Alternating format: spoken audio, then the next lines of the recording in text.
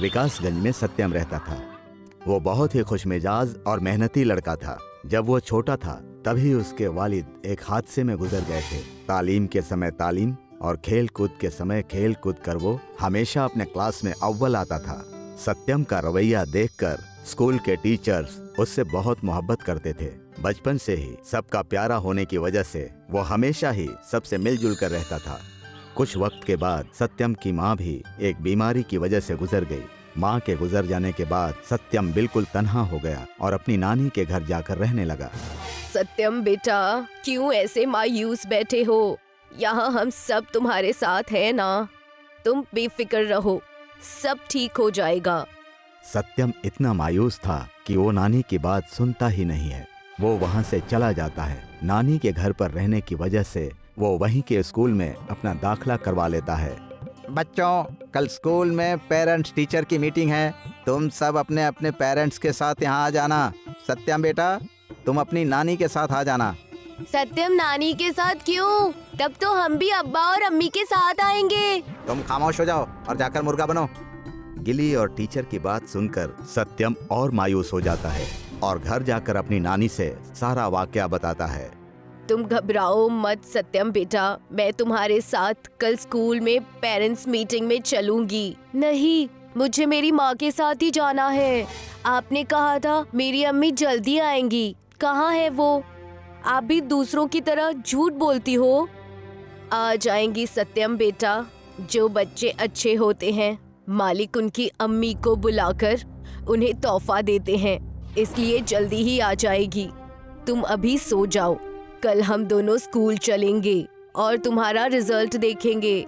उस वक्त तो नानी ने सत्यम को बहला फुसला कर सुला दिया, मगर नानी ने सोचा सत्यम हमेशा जिद करता रहेगा।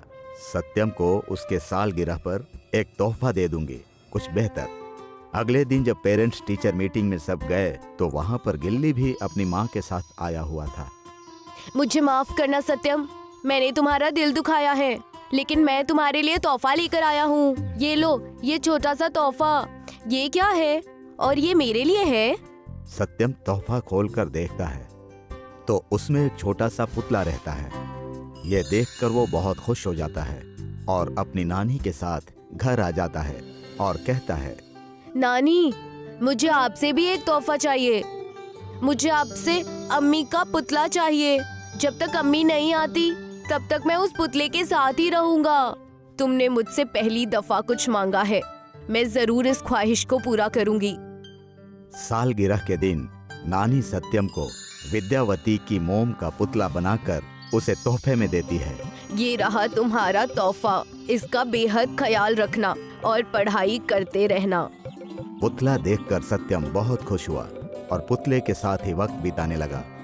स्कूल से आते ही बैग रखकर वो हमेशा पुतले के साथ बैठ जाता, मानो वो पुतला असली का हो। सत्यम, चलो कुछ खा लो वरना देर हो जाएगी।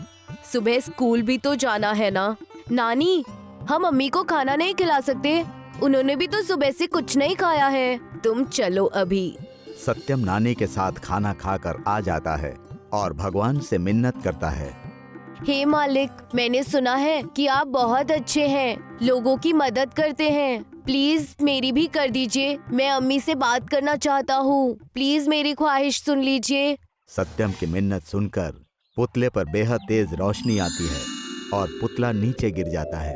पुतले को गिरता देखकर उसे उठाने के लिए सत्यम पुतले के नजदीक जाता है।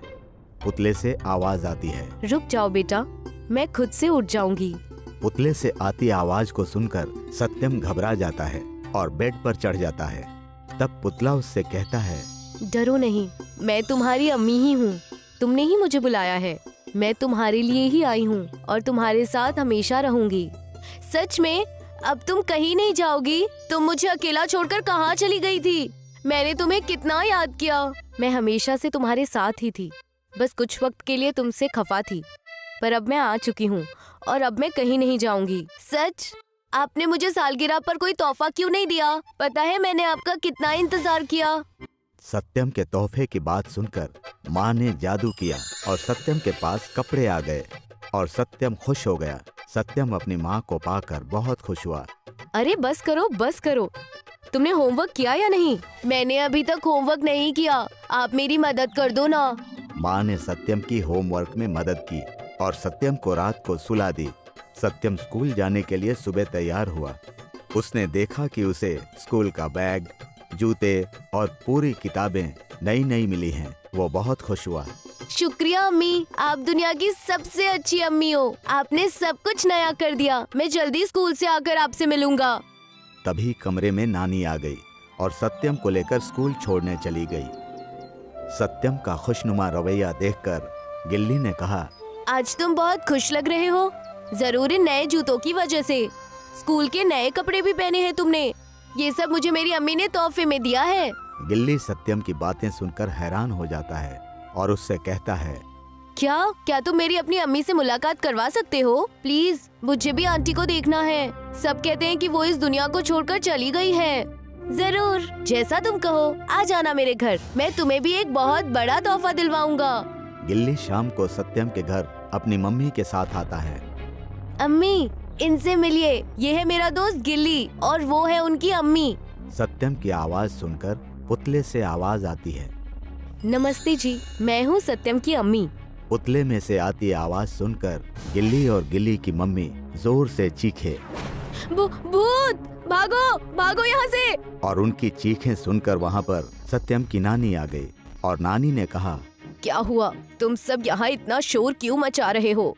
नानी की बात सुनकर पुतले में से आवाज आई। प्रणाम अम्मी। नानी खुद के दिए हुए पुतले की आवाज सुनकर सहम गई। जी डरिए मत, मैं यहाँ पर सिर्फ सत्यम के लिए आई हूँ। मालिक ने मुझे सत्यम की देखभाल के लिए भेजा है। हूँ तो आखिर अम्मी ही ना। मेरा बच्चा सुखी सही सलामत रहे, बस इतनी ही ख्वाहिश है। अम्मी, आपने सत्यम का बहुत ख्याल रखा है, इस चीज के लिए शुक्रिया। लेकिन अब मैं आपको और तकलीफ नहीं देना चाहती हूँ। मैं सत्यम को लेकर अपने घर जा रही हूँ, जहाँ मैं सत्यम के साथ रहा करती थी। इतना कहकर पुतला यानी सत्यम की माँ सत्यम के साथ अपने पुराने घर चली गई।